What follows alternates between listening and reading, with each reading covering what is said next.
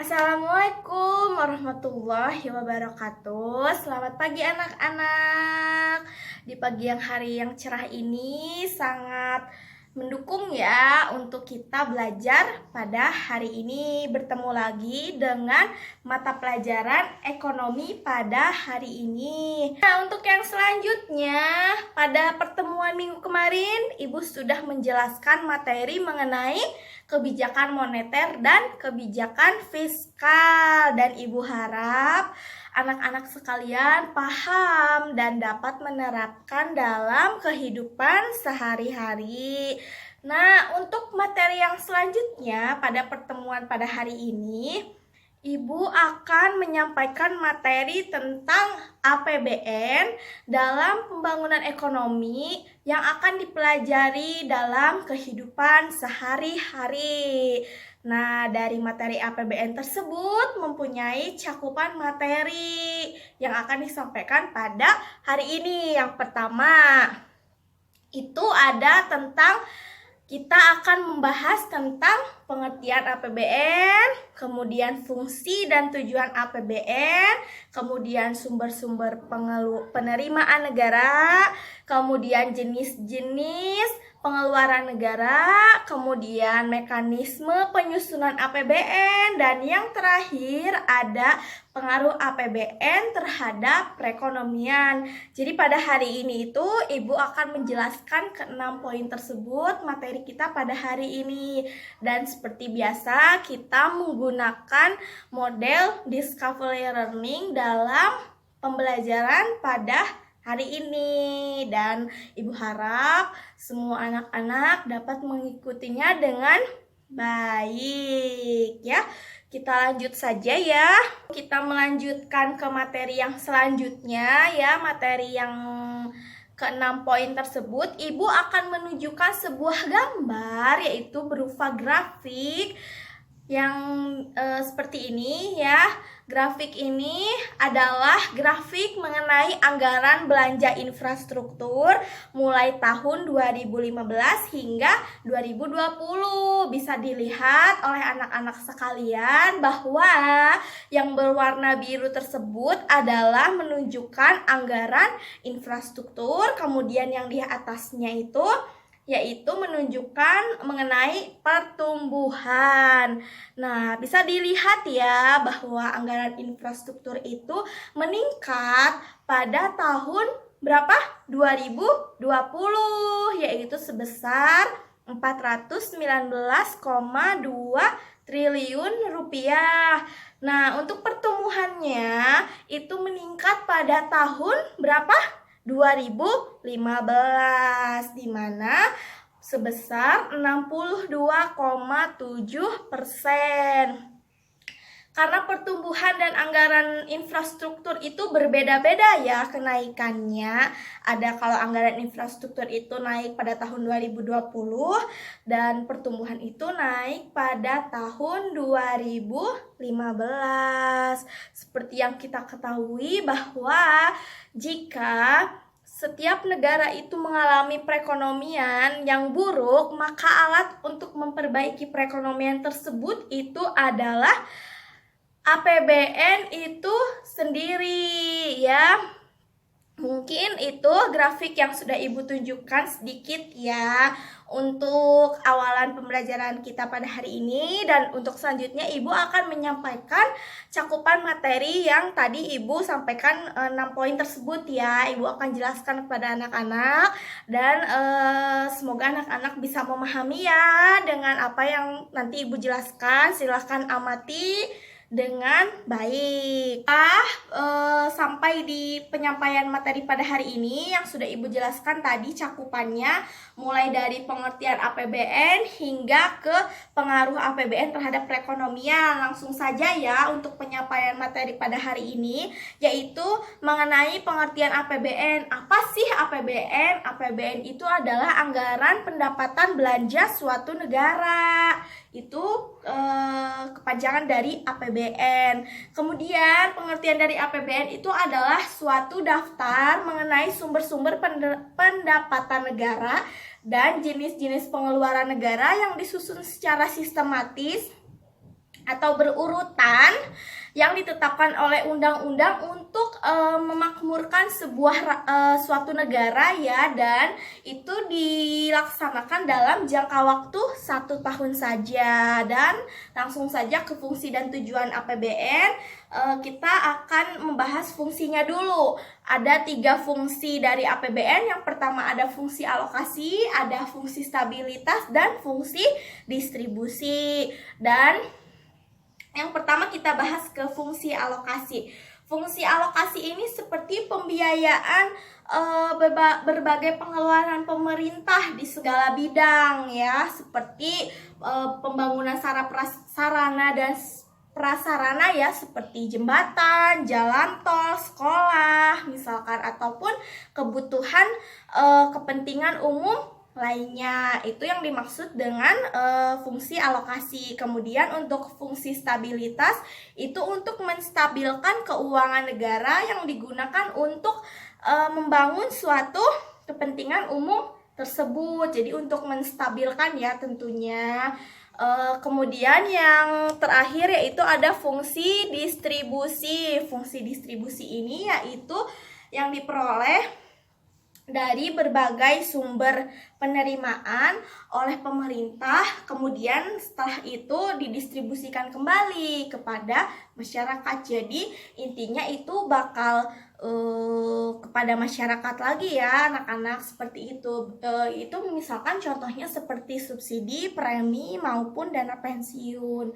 Itu semua dari pemerintah. Dan untuk yang selanjutnya kita membahas tujuan APBN. Tujuan APBN ini adalah untuk memberikan arah bagi pemerintah dalam melaksanakan fungsi dari APBN, fungsi yang ketiga itu. Jadi tujuannya itu untuk melaksanakan ketiga fungsi itu anak-anak, untuk melihat dan mengevaluasi kinerja sejauh mana keberhasilan kinerja itu sampai mana, dan tentunya disusun berdasarkan kinerja masing-masing, kemudian dievaluasi kinerjanya, dan kemudian ada penanggung jawab pemerintahnya juga, dan menggunakan pendapatan masyarakat yang dipungut melalui pajak. Makanya kalau misalkan kita mau jadi warga negara yang baik, tentunya kita harus selalu membayar pajak ya, karena sebenarnya pajak itu sendiri itu akan diberikan kembali kepada masyarakat gitu, sebagai suatu pengeluaran negara seperti itu. Jadi kalian harus sering-sering ya, harus rajin-rajin membayar pajak ya. Jangan ada yang menunggak pajak ya, itu sama sekali warga negara yang tidak baik kalau seperti itu ya anak-anak. Kemudian untuk yang selanjutnya ada sumber-sumber penerimaan negara. Banyak ya tentunya sumber-sumber penerimaan sebuah negara, apalagi negaranya itu adalah negara yang maju gitu. Pasti sangat banyak sumber-sumber penerimaannya itu. Kalau misalkan berasal dari penerimaan dalam negeri itu seperti hibah, itu dalam negeri.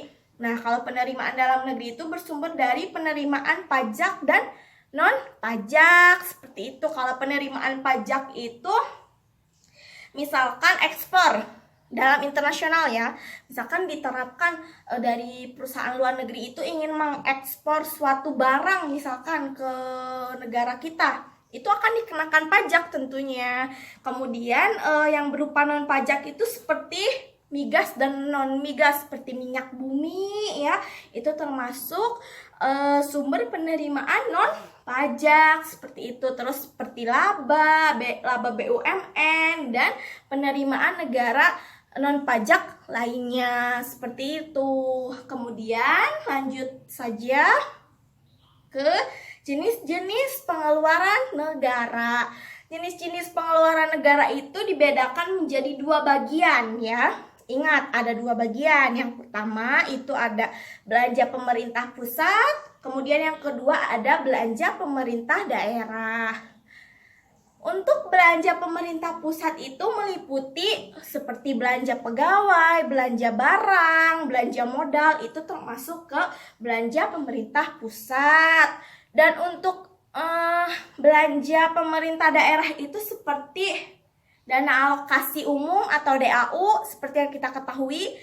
dana alokasi khusus, kemudian ada dana otonomi khusus, itu adalah belanja pemerintah daerah. Itu adalah jenis-jenis pengeluaran negara. Ingat ya, ada dua ya, dibedakan menjadi dua ya.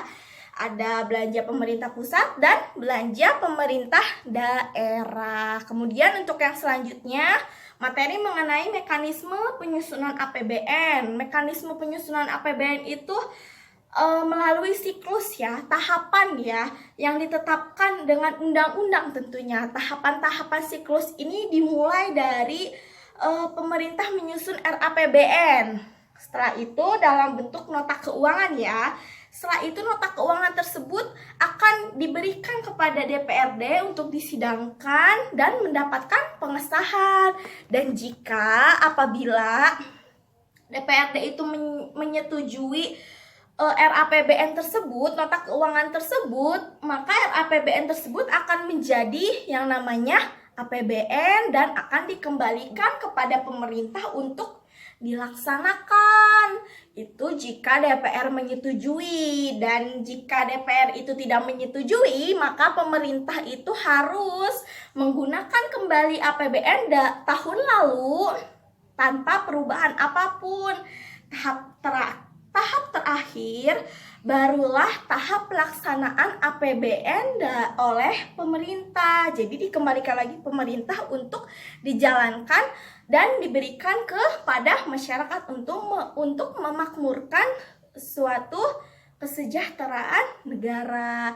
Itu adalah mekanisme dari APBN ya. Itu harus berdasarkan tahapan-tahapan dan ada ketentuannya masing-masing. Seperti itu anak-anak. Kemudian untuk yang terakhir, penjelasan terakhir, ada pengaruh APBN terhadap perekonomian. Yang pertama, APBN memberi pedoman bagi kegiatan pembangunan ekonomi seperti di bidang industri. Suatu perusahaan itu melakukan pembangunan. Seperti itu ya contohnya. Kemudian yang kedua, ada APBN dapat digunakan sebagai alat perbaikan perekonomian. Seperti yang sudah Ibu jelaskan tadi, bahwa apabila negara mengalami gejala perekonomian yang buruk, maka alat untuk memperbaiki perekonomian tersebut adalah APBN itu sendiri ya. Kemudian yang ketiga, APBN itu dapat mempengaruhi perubahan harga secara keseluruhan. Contohnya dalam kasus kenaikan BBM. Kalau misalkan BBM itu naik, pasti semua barang-barang kebutuhan, barang jasa, moda atau apapun itu akan ikut naik kan, seperti sembako, cabai, harga sayuran dan lain-lain. Pokoknya suatu barang dan jasa itu akan ikut naik jika BBM itu naik, dan itu mempengaruhi perubahan harga secara keseluruhan ya, dan itu APBN dapat mempengaruhi itu gitu. Terus yang terakhir, APBN dapat mempengaruhi produktivitas suatu perusahaan seperti pemungutan pajak tersebut ya. Misalkan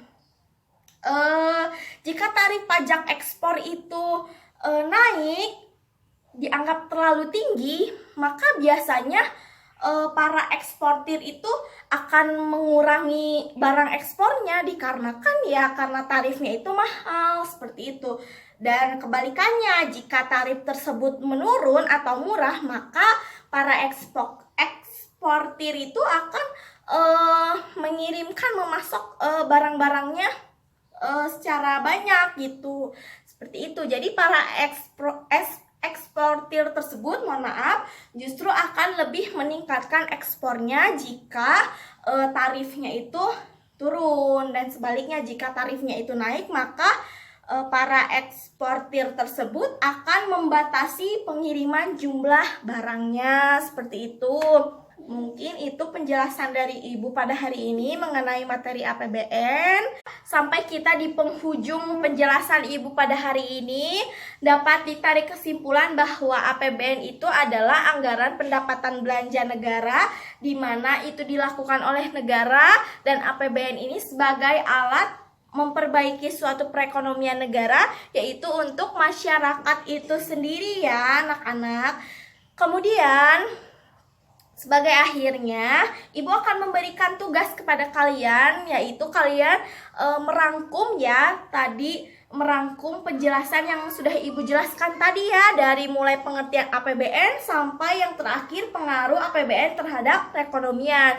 Silahkan kalian rangkum dengan baik ya yang sudah Ibu jelaskan tadi. Semoga kalian paham. Untuk mengasah sampai mana sih kalian mendengarkan penjelasan dari Ibu ya. Dan untuk minggu depan Ibu akan melihat ya rangkuman kalian. Dan mungkin sekian pertemuan pada hari ini, dan tugasnya silahkan dikerjakan, silahkan dirangkum ya. Dan mungkin sekian pembelajaran pada hari ini. Dan untuk minggu depan Ibu akan menyampaikan mengenai APBD. Kan tadi sudah APBN ya. Dan untuk minggu depan Ibu akan menyampaikan materi mengenai APBD, yaitu anggaran pendapatan belanja daerah. Seperti itu ya. Mungkin sekian pertemuan pada hari ini. Mohon maaf jika ada kekurangan. Kita akhiri ya. Wabillahi taufiq wal hidayah. Assalamualaikum warahmatullahi wabarakatuh.